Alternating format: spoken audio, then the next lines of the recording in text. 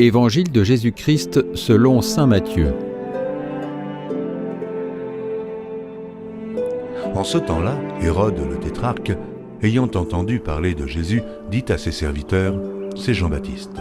Il est ressuscité des morts et c'est pour cela, il se fait par lui des miracles. » Car Hérode avait fait arrêter Jean, l'avait lié et mis en prison à cause d'Hérodias, femme de Philippe, son frère, parce que Jean lui disait « Il ne t'est pas permis de l'avoir pour femme. » Il voulait le faire mourir, mais il craignait la foule parce qu'elle regardait Jean comme un prophète.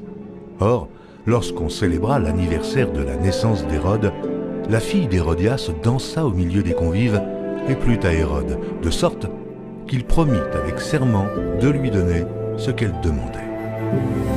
À l'instigation de sa mère, elle dit « Donne-moi ici sur un plat la tête de Jean-Baptiste. » Le roi fut attristé, mais à cause de ses serments et des convives, il commanda qu'on la lui donne. Et il envoya décapiter Jean en prison. Sa tête fut apportée sur un plat et donnée à la jeune fille, qui l'apporta à sa mère.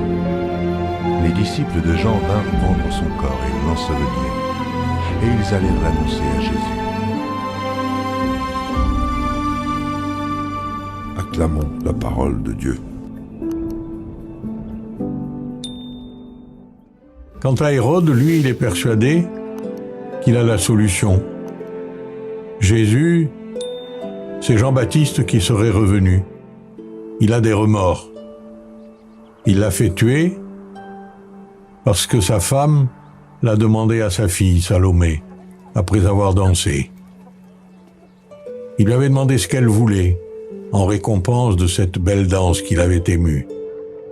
Et elle lui a demandé la tête de Jean-Baptiste. Et il la lui a donnée, pour respecter ce qu'il appelait son serment. Jean-Baptiste, c'est le précurseur. C'est celui qui est venu annoncer Jésus.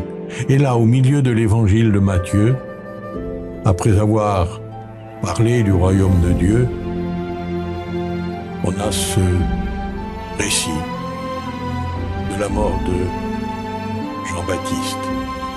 Précurseur dans la naissance, précurseur dans la prédication, puisqu'il prêchait la vérité, précurseur aussi dans la mort, puisque pour cette même vérité, il a payé de sa vie.